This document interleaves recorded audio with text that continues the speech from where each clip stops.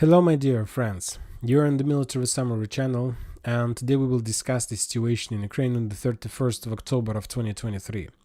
Today we have a lot of very interesting updates, so let's start. And first we're going to talk about Avdiivka, and we have a lot of very interesting details and updates, and probably the most important, the most interesting, and maybe the funniest story is the story about one Leopard of 47th Mechanized Brigade that arrived in Avdiivka direction recently. On this video we can see how the Ukrainians tried to complete a counter-offensive operation against the Russian positions along the railways, and they were trying to attack and to hit the Russian infantry who managed to dig in deeper along the railways, and as a result of counter-attack the Ukrainian Leopard was hit, damaged and later destroyed as a result of fire of Russian T-72 tank. Of course, it's not just the losses among the tanks, also this is reputational losses because the Western Leopard was damaged and destroyed not even by T-90 but with regular and simple old Soviet T-72. So what about this Leopard and what's so funny about this situation? First of all, I'll remind you that yesterday we got very interesting video that I added on the map softly. In this video we can see a brave Ukrainian soldier who was making a TikTok video and we can see the tank, Leopard tank behind him. And basically this is the tank that the Russians managed to destroy one day later. So if we return back to this video, we're gonna see in the final phase the defense equipment on the sides of the tank of the top of the tank. So that was the same Leopard that arrived in Avdiivka direction yesterday. So as we can see, the average life cycle time for Ukrainian armored vehicles in Avdiivka direction is around 1 day. As I understand later, and with more days of clashes, this average life cycle is going to get less and less.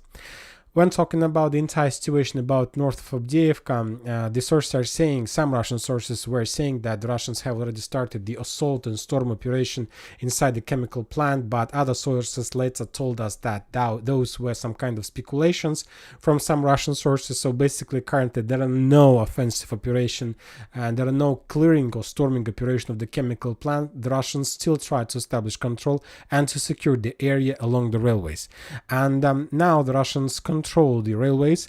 Let's say this, from the edge border of the Terikon to the north somewhere in this direction. So this is 100% control, everything that located further to the north, and maybe the Russians control not the entire area, maybe 50-60%. I believe that there are very heavy clashes, and during the day the Russians try to improve their positions and they launch another offensive operation in direction of the tree lines and in direction of the railways. And this attack took place maybe not on the 31st but maybe on the 30th of October. And as a result of those clashes, the Russians managed to reach the tree line, the edge tree line, but they haven't managed to pass it, they haven't managed to cross. A lot of armored vehicles were destroyed on the minefields. Some of the armored vehicles were damaged as a result of tank missile strikes. Some of them were damaged and destroyed as a result of artillery fire and cluster rounds. And the most important thing, there are a few things that you need to note. First of all, if we go back, we see the direction of Russian fire. Take a look at this armored vehicle, and they were attacking to the south, not to the west, not to the east, not to the north, but to the south. And also the Russians managed to land infantry, and probably later the Russians managed to capture the tree line. So basically, if we will talk about this area, we can use the Russian tanks, some Russian tank for these purposes, and the Russians were moving along this arrow. They were moving in this area, and somewhere at this point the Russians were attacking to the south. So that was the direction of Russian tanks fire. So that means that maybe this territory, this tree line is not under complete Russian control, or this area is in the gray zone. We will keep currently this map as is, but if we continue receiving the same updates, probably we will force to change the map. So that was the Russian attacks.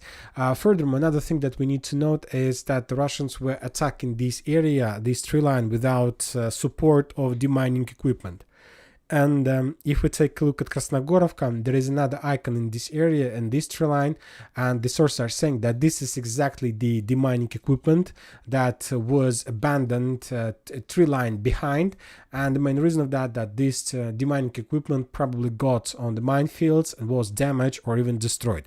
So this is a very big problem for the Russians, and this is something like a pattern or key feature or the tactics that Ukrainians use.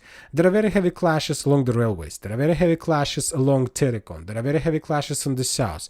But the Ukrainians have prioritized their targets and their goals and the most important things on the ground. And currently, the number one, the Russian target number one is demining equipment. And every time the Ukrainian intelligence managed to discover this or that demining equipment heading from one city to another somewhere in this area, the Ukrainians drop everything and correct and focus their attention just against this demining equipment with one purpose: to destroy this type of weapon and not to allow the Russians to demine this or that field. This is target number one for the Ukrainians.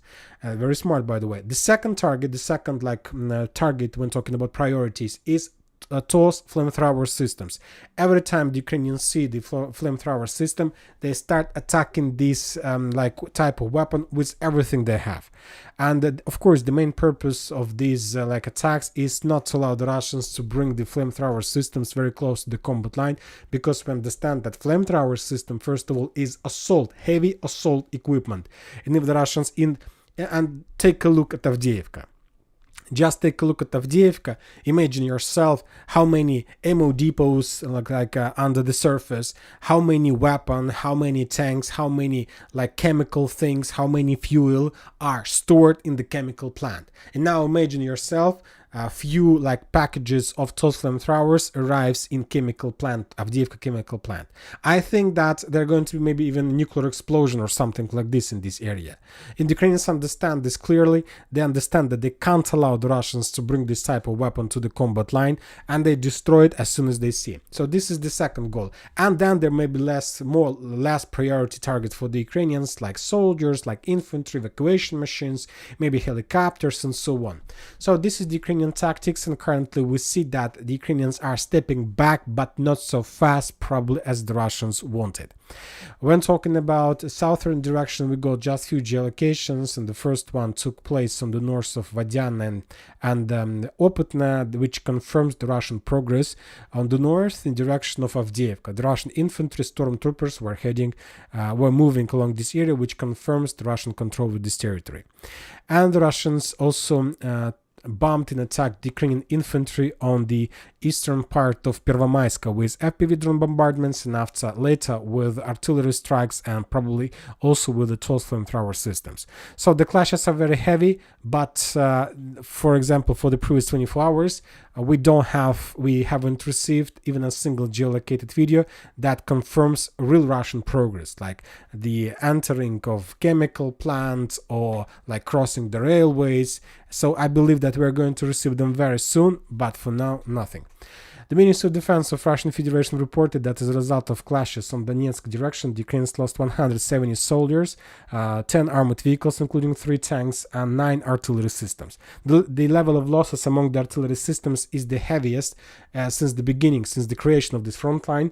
The Ukrainians managed to brought some artillery positions very close, trying to stop the Russians. And for example, we saw the video of Ukrainian artillery strikes. You see the level of concentration of Ukrainian artillery against the Russian positions. Of course, I can't imagine the Russian soldiers who take a decision to move along these fields, between the fields, under such a heavy fire of just regular rounds, and of course under the cluster rounds, under the attacks of multi-launch rocket systems like Grad, Uragan. So nothing can survive this. Nothing can survive, and the Russians understand they have some timings. They need to move. So now, during the 30th and 31st of October, the Russians mainly were focused to suppress the Ukrainian artillery that the Ukrainians brought very close to the combat line. As soon as the Russians were able to suppress, to establish artillery superiority, then they're going to make more steps against the Ukrainian forces and Ukrainian positions in Avdiivka direction. Now we're moving to my favorite direction, to South Donetsk area. We're going to talk about the cities like Krasnogorovka, Kurachovo, Ugledarova, Diana, Konstantinovka, Novomikhailivka. Today the Russian sources published the video from Krasnogorovka, how they were bombing and attacking the concentration of Ukrainian forces inside the city. This is like say another stage, another step of offensive operation against Avdiivka, but this is not like the close, this is not like the very near positions. This is very far from Avdiivka, but this is also very important operation because the Ukrainians used Avdiivka and Krasnogorovka as the cities for concentration of their artillery forces to bomb and attack Donetsk. So by forcing the Ukrainians to step back from Avdiivka, the Russians will solve the problem maybe for 50%. Also, they need to force the Ukrainians to step back from Krasnogorovka, Konstantinovka, and Novomikhailivka. Also, don't forget that during the previous days, the Russians managed to improve their positions on the south of Krasnogorovka by establishing control over the tree lines and by improving their positions in the vicinity of coal mine. And also that attack against the Ukrainian concentration in Krasnogorovka was attacked to prevent any concentration of Ukrainian forces for further counter-offensive operation on the south of Krasnogorovka. Now we're moving to South Donetsk direction, and we got a lot of very interesting updates. And the most important one, but not the most, we got from Konstantinovka. The Russian published the video how they attacked the bridge that connect Konstantinovka with Marinka with a Ha-37 missile. On this video we see that the Russians managed to got. We don't know maybe whether the Russians were able to destroy or not, but this is not the first attack against this bridge. In October, if we increase the number of days since the beginning of the month, you're gonna see that the Russians attacked this bridge twice this month. The first attack took place on the 18th of October. On this video we can see how the Russians also got this area. This is two different videos, by the way. And on the second video that we received on the 31st of October, we see another video how the Russians attack the bridge. So we see how the Russians are concentrated in this area, and we understand that what the Russians are planning to do. And the main reason and the main goals and the main things that the Russians want to achieve is to cut the Ukrainian forces who are currently trying to control and to save their positions in Novomikhailivka from the mainland. Because Novomikhailivka is the first priority target for the Russians. They don't care about Konstantinovka, about Marinka, Krasnogorovka, Ugledar. They understand that they can collapse the Ukrainians in Novomikhailivka. Obviously, they can collapse the entire South Donetsk front line and to strike and attack the Ukrainian forces in their back in Kurachovo, Velika Novoselovka direction. But let's talk about Novomikhailivka one more time, and we will start from the Ministry of Defense report. The Russians reported that as a result of clashes on this direction, on the South Donetsk direction, the Ukrainians lost 160 soldiers, 9 armored vehicles and 1 artillery system. Important thing that we need to discuss about Novomikhailivka. If you remember, yesterday I published the video of another Russian attack along the main road from the south to the north in direction of Novomikhailivka. On this video we can see the Russian tanks, Russian personal carriers with infantry were heading in direction of the city or village, or that's left from the village. At some point the Russian soldiers landed in this area and started taking their positions, and the Russian tanks turned in another direction and started moving along the fields. So the Russians were trying to demine this area, and we tried to geolocate this territory, and we have geolocated, but we missed one important geolocation from this video that I would like to discuss with you in this video. So let's take a look at this video one more time carefully. At one important moment we will stop the video. So this is it. So this is the most important episode of this video, and the thing that you need to pay attention to is the things and buildings or something on the bottom of this video. You see there are ruins, a wall or something that left from wall, some ruins on the south and so on. And we have geolocated this position, and basically as a result of yesterday clashes, the Russians managed to clear the territory and to get as close as possible to one of the most important fortification area on the south of Novomikhailivka, to this area. So the Russians were moving along this tree line, then the Russians turned to the north and start moving further. So somewhere in this area the Russians turned back, they demined this territory, cleared this area from mines, and the Russians moved back. If we take a look at this video one more time, we're going to see another important thing, that one tank returned back, this one, the tank that was in the head of the convoy, who was trying to demine this area. But the second tank continued moving to the south. We don't know, maybe that second tank also turned back, but the most important thing is the distance and the area that the Russians managed to achieve. So basically the Russians were moving right in front of this area, and there were no counterfire. The Ukrainians didn't attack the Russians, the Ukrainians didn't bomb the Russians. So as I understand, we haven't received like geolocation about that, but according to that video I understand that Ukrainians left this fortification further to the north, and basically this territory either in the gray zone or maybe even under Russian control. So we need more time for geolocations, but as I understand, we don't have geolocation of that, but I think that the Russians captured this stronghold, and I made my conclusions based on the videos we just discussed. Another interesting geolocation we got from the south of Novomikhailivka, this one that was published by the Ukrainian forces.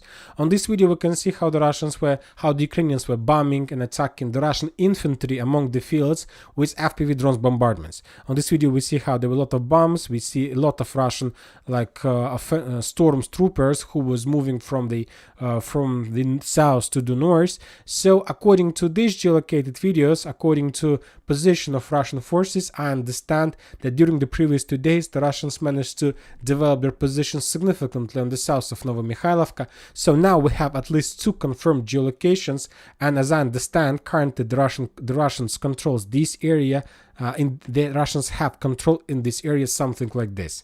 So this is, as you can see, significant progress, and the Russians are ready to, of course, to continue offensive operation further to the north and using at least 3 directions along 2 important roads that obviously maybe not so mined as the fields. The Russians can move along the fields because at least this field was demined recently, and of course the Russians can move along the tree lines and these brushes. So the operation of Novomikhailivka has already started, and I expect that maybe even this week we are going to see the first clashes and or the first tanks, Russian tanks that enter Novomikhailivka from the south, because everything is ready, and I think that this village will fall very soon, even much earlier in comparison with Avdiivka.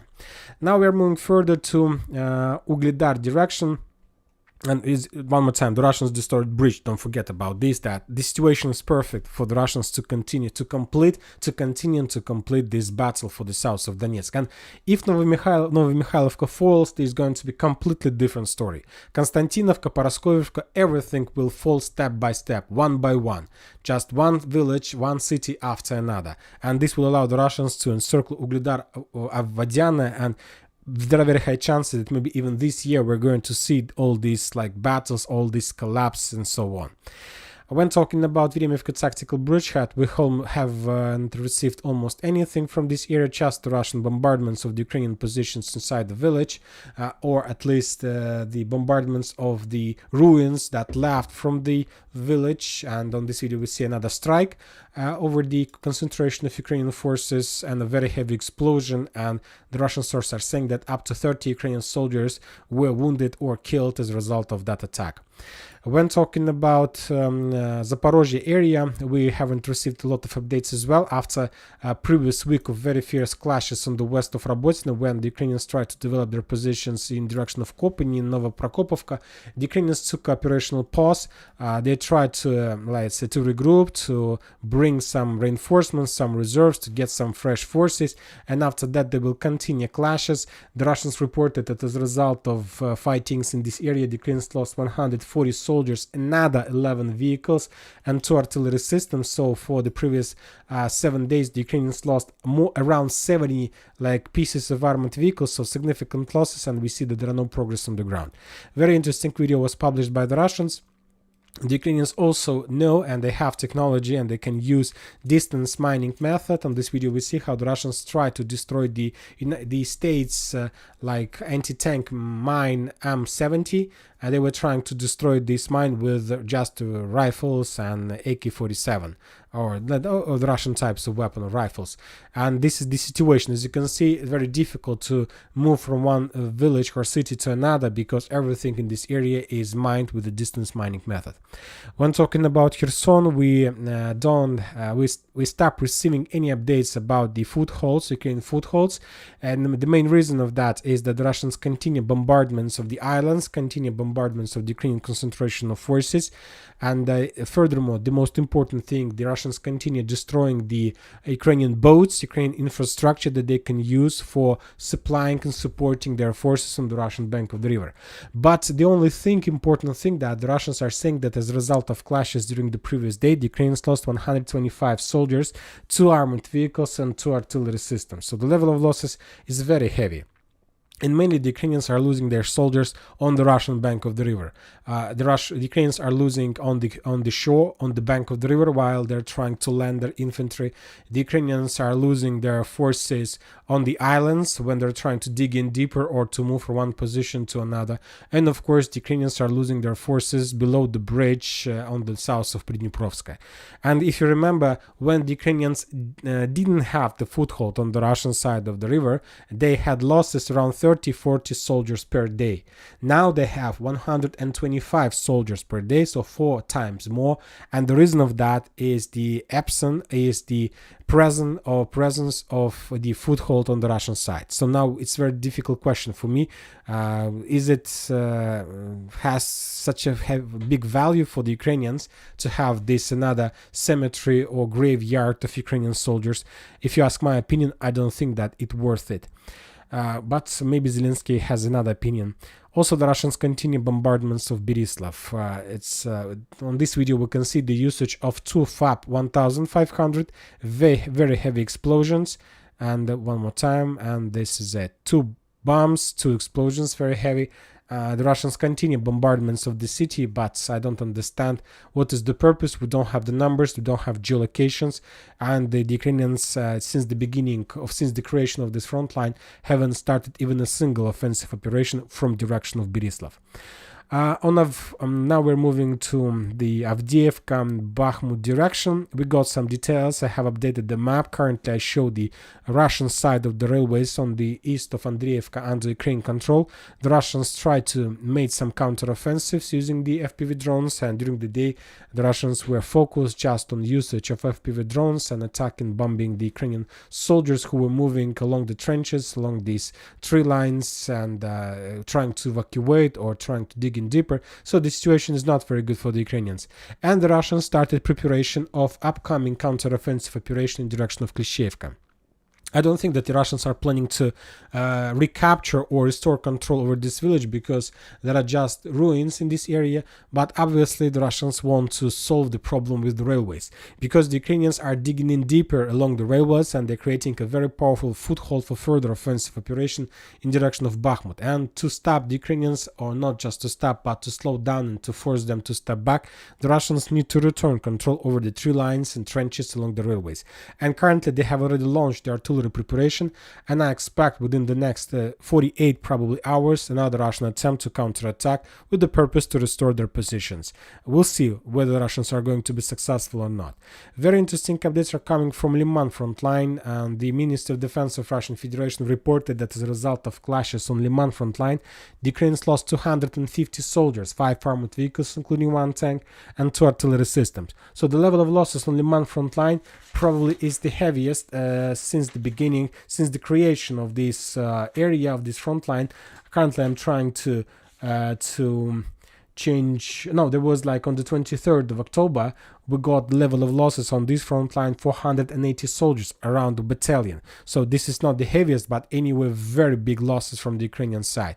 The clashes continues in the vicinity of Sporne, Bilogorovka, but without any changes on the ground in Tarskoye cell, and there may be very heavy clashes in front of Makeivka, but we haven't received even a single geolocation of that.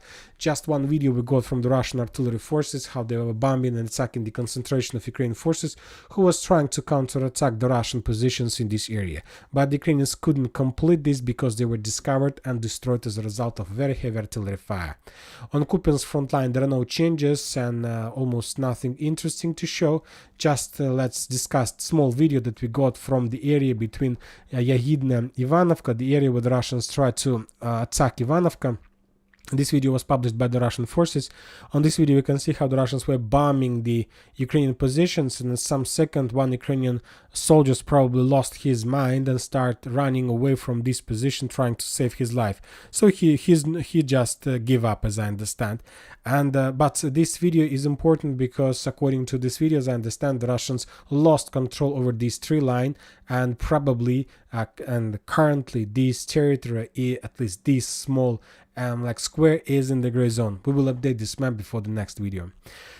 And that's it for this video. Military Summary channel reminds to condemn any violence in the world. Thank you for watching. Subscribe to my channel, put your likes, check my Patreon, and have a good day. Bye bye.